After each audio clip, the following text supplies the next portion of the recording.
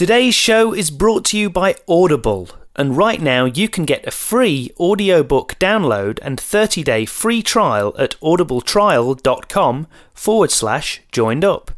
There's over 180,000 titles to choose from for your iPhone, Android, Kindle or MP3 player. Thanks for tuning in to the Joined Up Writing Podcast, a weekly show featuring interviews with fantastic authors sharing their personal stories on how and why they write. There's hints and tips for aspiring writers and great book reviews from top bloggers. Follow us on Twitter at JU Podcast. Right, cue the cheesy theme tune. Put down your pen and stop your typing. Grab yourself a drink, 'cause it's Joined Up Writing. The Epilogue. Yes, it's the Epilogue, our bonus in-between episodes, a quick listen containing an extra question or topic not covered in the original interview. Apologies for the later than advertised release of this week's Epilogue.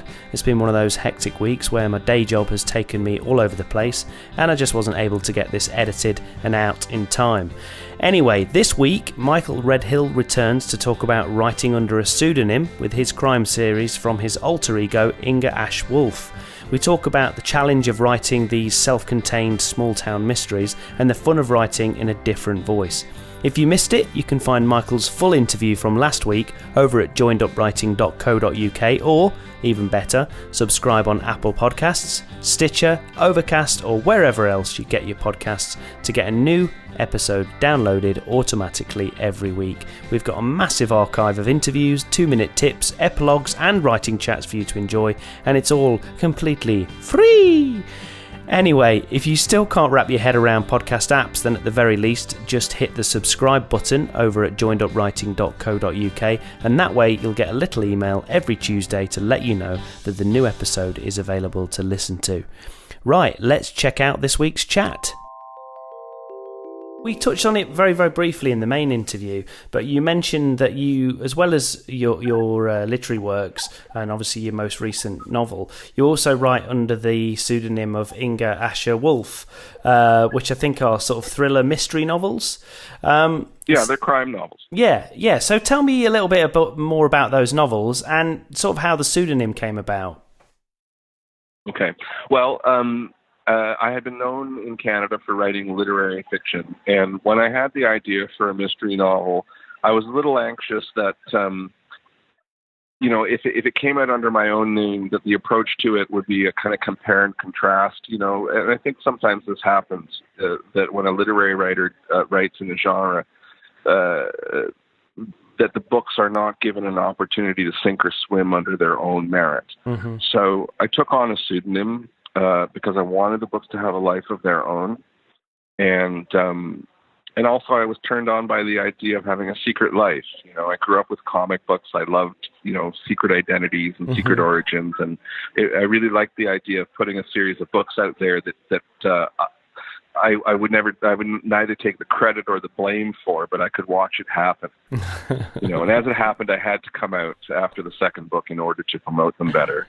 But it was fun. I think when you write a book, you're performing a character as the author. The author is still a form of performance. Sure, that voice that you take on. Take that a step further.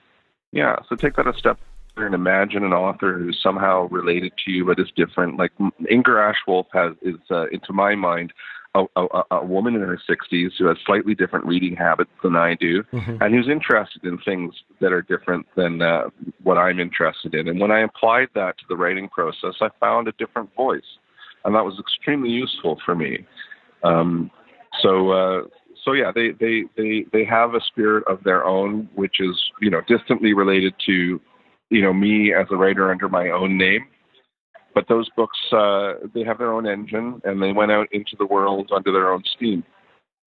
So there's 4 of them now, and maybe there'll be more. I'm not quite sure yet. Well, I was going to ask you that. So there's 4 at the moment, and would you think you would put any more out? Have you got any more ideas for them?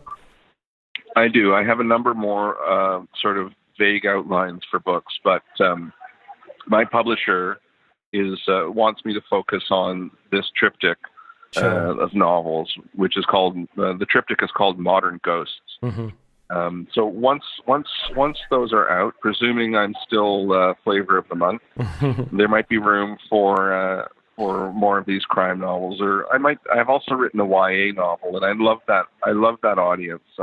Readers between the ages of 9 and 13 are some of the most eager and generous readers you'll ever encounter. So I might want to do that again. And do you, when you approach the writing of the crime novels, do you approach them any differently? Obviously, you mentioned you take on almost like this different persona, which I think is a great way to look at it. And do you find them easier to write than your other novels, or do you approach them any differently? I wouldn't say easier, but they don't take as long to write because there's a built-in structure to the crime novel. There's a crime, there's an investigation, and there's some kind of resolution, which is not necessarily what happens in literary books. So the obligation of the mystery writer, crime writer, is to offer up something that can be teased apart and resolved in some way. So that task actually, I wouldn't say simplifies the writing process, but it does give you a better lit route. There's some things you absolutely must do. You can't fly off into experimentation. You have some obligations to the reader that the literary writer doesn't really have. So, for instance, most of those 4 books took less than a year and a half from conception to finished product, whereas Mason of Tunica, I've been writing it for 11 years now. So they are, in some ways, there's a comfort to having a piece of work that is going to be contained in a smaller time period. And there's also the bonus of having a character that continues through the book, so you're not reinventing your protagonist every book. And do you find when you're rewriting or during the drafting process, do you find as if whether you're writing a novel in first person, maybe sometimes you write it and you'd think, well, that doesn't really fit the voice of the character. Do you have that with that pseudonym that you've created? Do you find yourself writing some things sometimes, or thinking about certain things and thinking, hang on, no, Inga wouldn't put it like that, or that's not really... Yes. It's like having a color spectrum as a painter.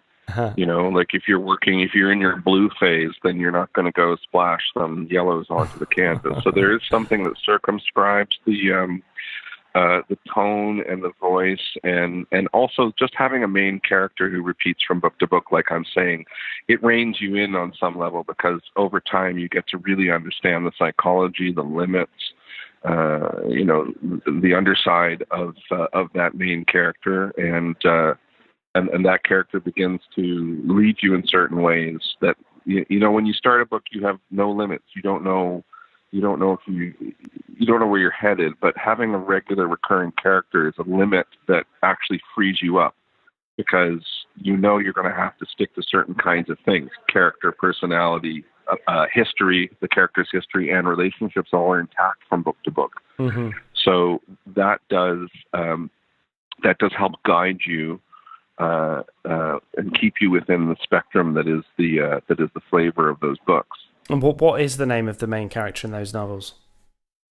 Her name is Hazel Micahel, and she's a 62-year-old detective inspector in a small police force in a town about 2 hours north of Toronto. So it's a small town series, and so that's who she is, and she gets older with every book, which is kind of fun too, to watch her character I was age. going to ask you that. So did you kind of develop, so from book to book you do move forward in time? Because obviously a lot of those kind of series, crime series books, the character's almost in stasis, but you like the fact that she develops. Right.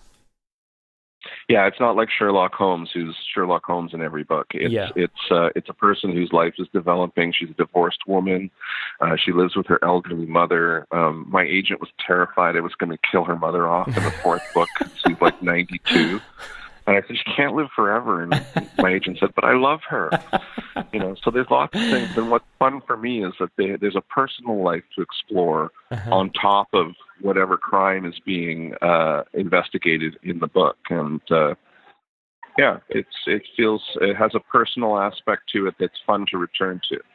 Excellent. Well, that's brilliant. Well, thanks for telling us all about that, and thanks for hanging around for the epilogue as well. And I wish you the very best of luck. I think you said your next stop is Edinburgh, is it? Yep. Tomorrow morning we take off for a couple of days. Well, enjoy Edinburgh, and good luck with everything with the book too.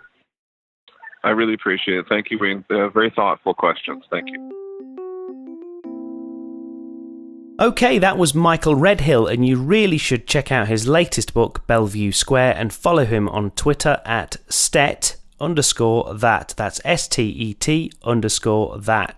Thanks for the recent kind words from Wyatt Smith on Twitter, and don't forget any of you could tweet me at JU Podcast, or let me know what you think of the show by leaving a review on Apple Podcasts. It takes seconds and helps others to find the show, and don't forget we're also on Facebook too. So that's it for this week. Thanks for listening. I'm Wayne Kelly. Happy reading and writing, and I'll see you next time.